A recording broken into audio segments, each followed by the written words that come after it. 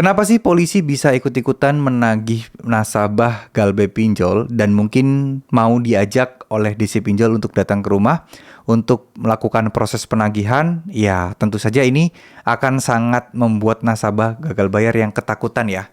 Yang takut ini polisi akan ngapain, takut ditangkap, takut masuk penjara dan lain sebagainya. Oke.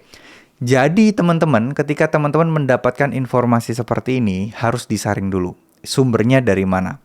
Apakah sumbernya itu dari DC? Kalau sumbernya dari DC udah pasti hoax, udah pasti nggak bener. Dan kalaupun bener-bener teman-teman didatangin polisi saat proses penagihannya, teman-teman harus tahu itu polisi asli apa enggak. Itu polisi memang ditugaskan secara resmi atau enggak. Apakah cuma nemenin DC pinjolnya aja?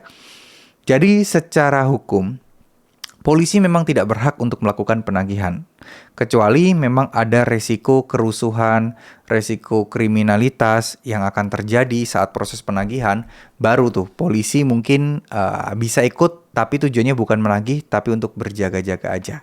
Nah, kalau biasanya saya yakin teman-teman pasti akan mendapatkan banyak ya ancaman-ancaman gitu.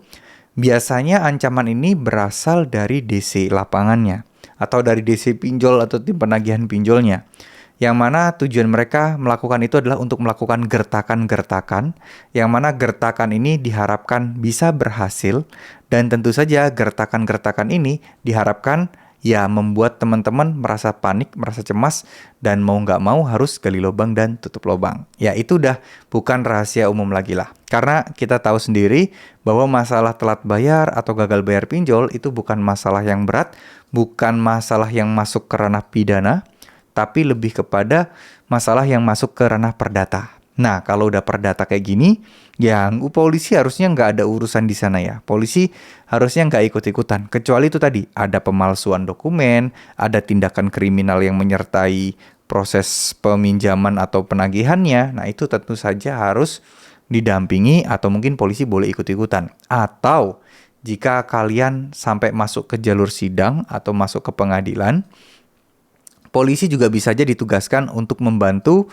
tim pinjolnya untuk proses penyitaan barang dan lain sebagainya. Tapi ini kan pinjol ya. Saya rasa untuk masuk ke pengadilan pun kemungkinannya kecil.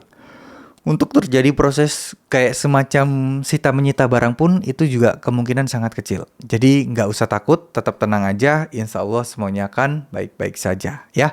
Hal seperti ini udah lumrah ya, ancaman-ancaman akan ada polisi datang itu sudah lumrah banget. Jadi teman-teman tidak perlu takut dan juga tidak perlu pusing menghadapi permasalahan pinjol. Tetap tenang aja, insya Allah semuanya akan baik-baik saja. Tetap semangat ya, yakinlah semuanya pasti akan kalian bisa selesaikan. Semoga rezeki teman-teman juga dipermudah, diperbanyak agar teman-teman juga bisa nih mulai untuk melakukan tabungan, menabung gitu ya, mengumpulkan uang untuk bisa membayar dan menyelesaikan semua masalah hutang-hutang pinjaman online-nya. Amin amin ya robbal alamin. Oke, mungkin segitu dulu video kali ini. Semoga teman-teman bisa sehat-sehat selalu, semangat terus ya. Semoga rezekinya dilancarkan. Ingat, jangan gampang percaya, jangan mudah percaya terhadap informasi-informasi hoax yang beredaran di luar sana. Jadi teman-teman setidaknya harus tahu dan harus paham betul apa sih aturannya. Jadi nggak gampang buat dibodoh-bodohin. Oke, terima kasih. Wassalamualaikum warahmatullahi wabarakatuh.